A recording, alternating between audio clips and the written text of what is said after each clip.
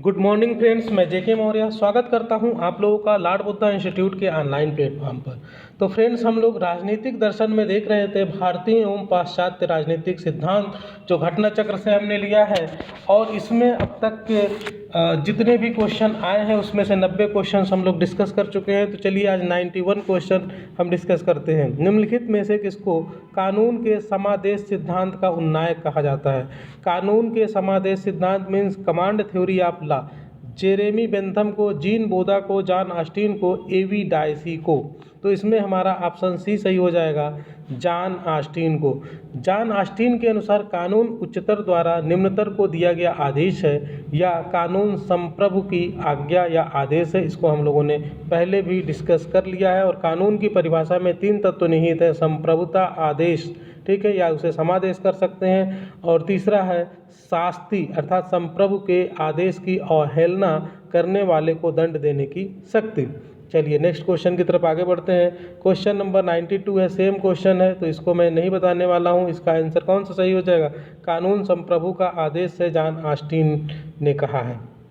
कानून संप्रभु की आज्ञा, यह कथन किसका है? ये भी सेम क्वेश्चन है। क्वेश्चन 94 है, कानून संप्रभु का आदेश है, ये भी सेम क्वेश्चन है। चलिए इस क्वेश्चन को देखते हैं। अधिकार कानूनों का तथा केवल कानूनों का फल है। बिना कानूनों के कोई अधिकार नहीं, कानूनों के खिलाफ कोई अधिकार नहीं तथा कानून से पहले कोई अधिकार नहीं। यह कथन किसका है? बहुत ही अच्छा स्टेटमेंट है। तो इसमें हमारा ऑप्शन ए सही है, यह बेंथम का कथन है। ठीक है, तो 19वीं शताब्दी में प्राकृतिक अधिकारों का स्थान किसने लिया? कानूनी अधिकारों ने ले लिया।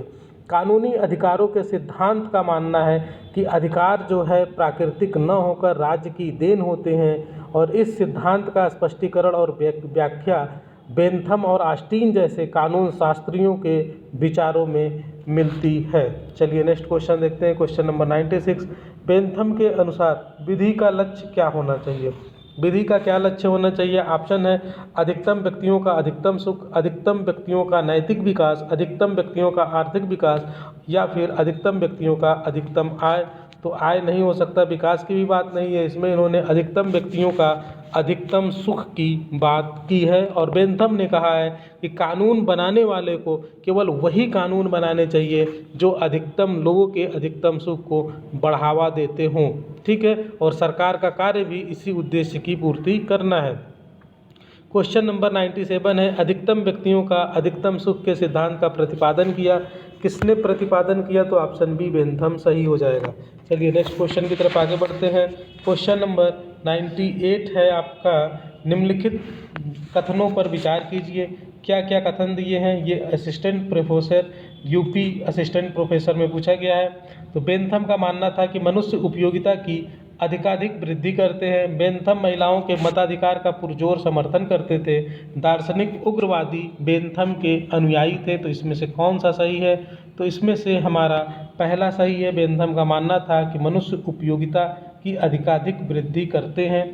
दूसरा जो स्टेटमेंट है ये आपका गलत है, महिलाओं का पुरजोर समर्थन नहीं करते हैं। और तीसरा जो स्टेटमेंट है आपका वो भी सही है, दार्शनिक उग्रवादी बेंथम के अनुयायी थे।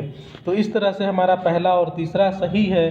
तो हमारा ऑप्शन बी सही हो जाएगा, क्योंकि जो बेंथम है महिला मताधिकार के विषय में मौन है।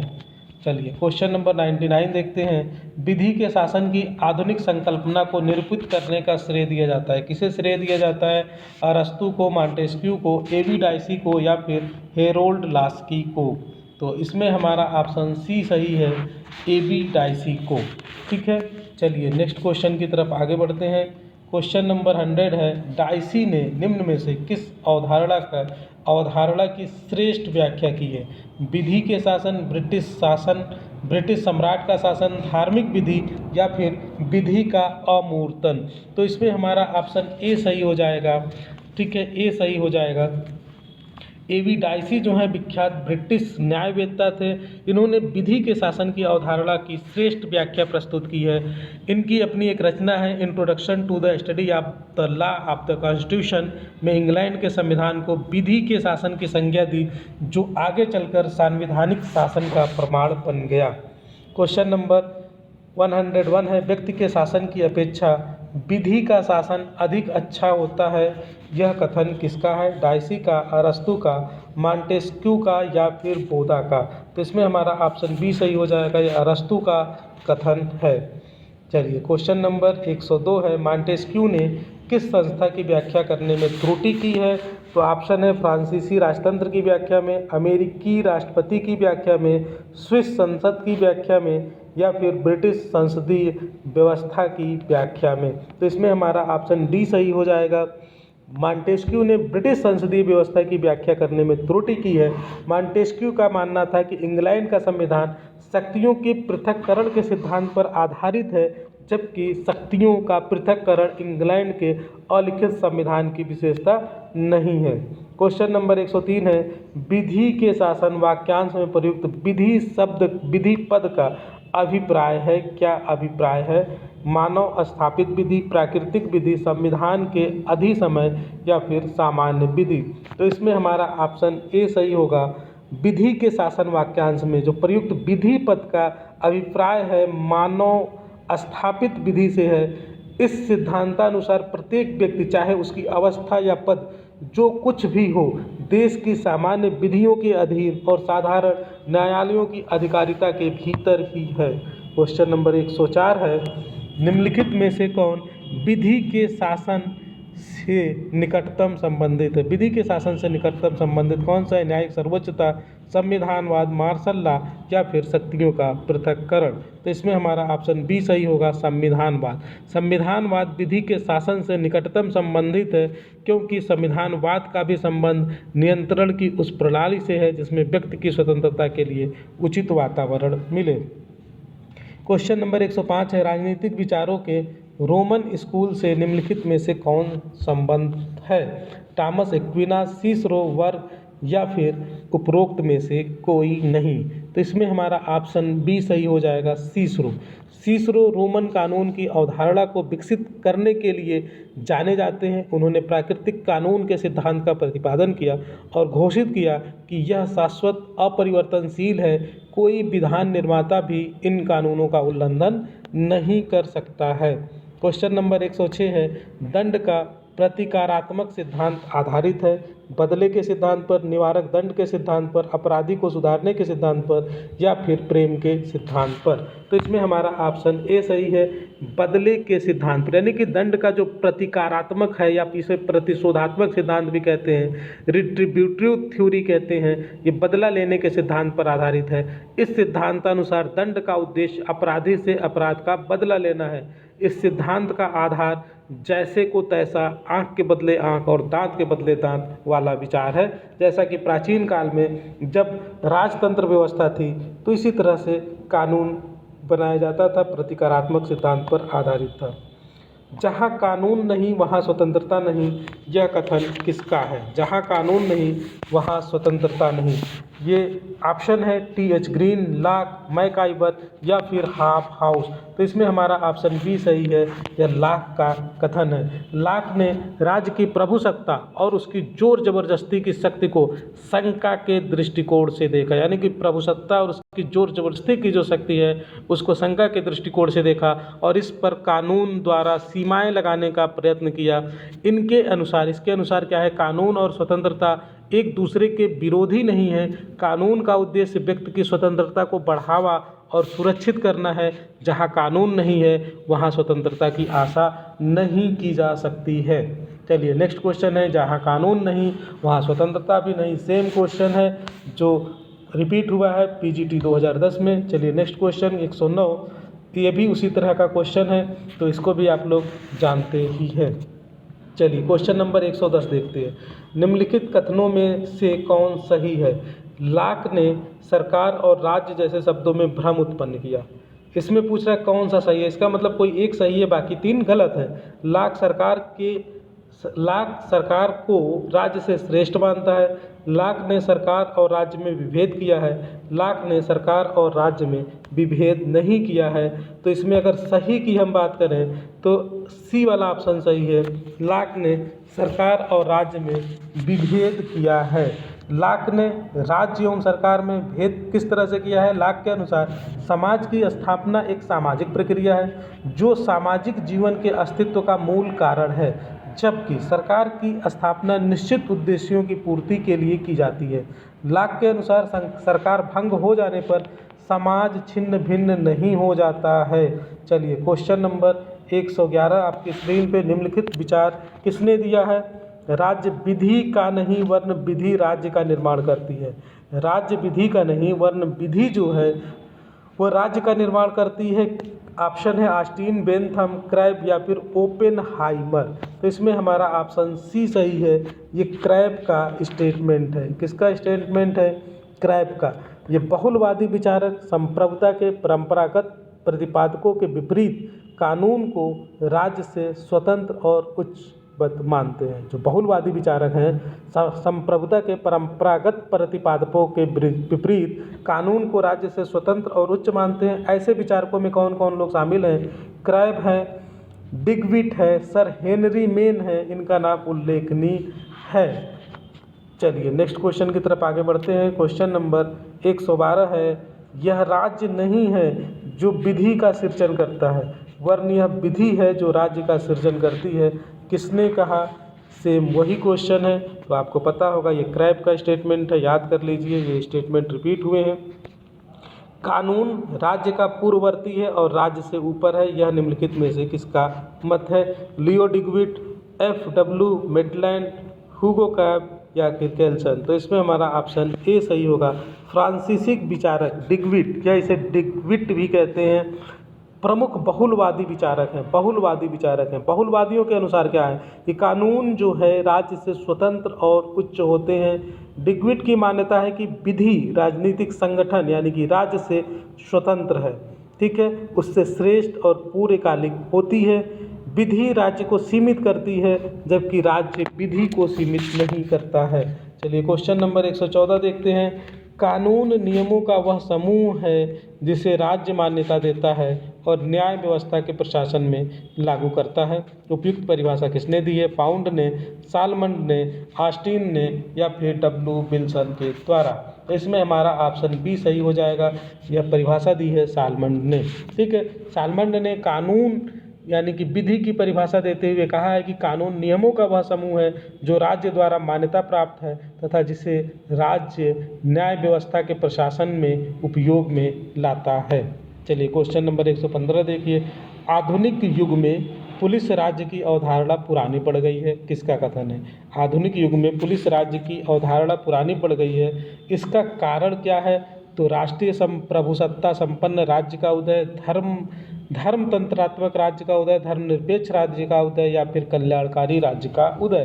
तो आजकल लोकतांत्रिक प्रणाली, कल्याणकारी राज्य का उदय हो गया है। इस वजह से पुलिस राज्य की अवधारणा जो है वो खत्म हो गई है। कल्याणकारी राज्य में सबके लिए समान अवसर प्रदान करना, अमीरों और गरीबों के बीच अंतर कम करना तथा जीवन स्तर को ऊपर उठाना ही इसका आधारभूत तत्व है। क्वेश्चन नंबर 116 है, द्वितांत का अर्थ है। तो द्वितांत के बारे में आप लोगों ने पढ़ा होगा जब वर्ल्ड वार सेकेंड के बाद की जो कंडीशन थी। तो इसमें ऑप्शन है महान शक्तियों के बीच सहयोग, शांतिपूर्ण सह अस्तित्व, तनावों की समाप्ति, तनावों का शैथिल्य। तो इसमें हमारा ऑप्शन डी सही होगा, तनावों का शैथिल्य। द्वितांत क्या है? एक फ्रांसीसी शब्द है। इसका अर्थ है तनाव में कमी या शिथिलता है, ठीक है। द्वितांत का अर्थ कदापि यह नहीं है कि महाशक्तियों के वैचारिक या अन्य प्रकार के मतभेद समाप्त हो गए हैं। द्वितांत की विशेषता यह है कि दोनों के बीच वैचारिक मतभेद या शक्ति संघर्ष की प्रतियोगिता के बावजूद उनमें विभिन्न क्षेत्रों में सहयोग बना रहता है। तो ये किसके संदर्भ में लिया गया था कि जो उस समय तत्कालीन समय में जो दो महाशक्तियाँ थी, अमेरिका और सोवियत संघ के बीच तनाव में कमी के संदर्भ में इस शब्द का प्रयोग किया गया था। क्वेश्चन नंबर 117 है, निम्नांकित में से कौन सा तत्व राजनैतिक दलों का नहीं है?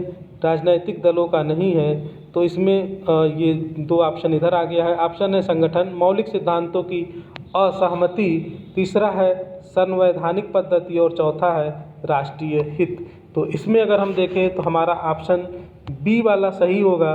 यानी कि राजनीतिक दलों का नहीं है कौन सा तत्व, तो इसमें बी, मौलिक सिद्धांतों में असहमति।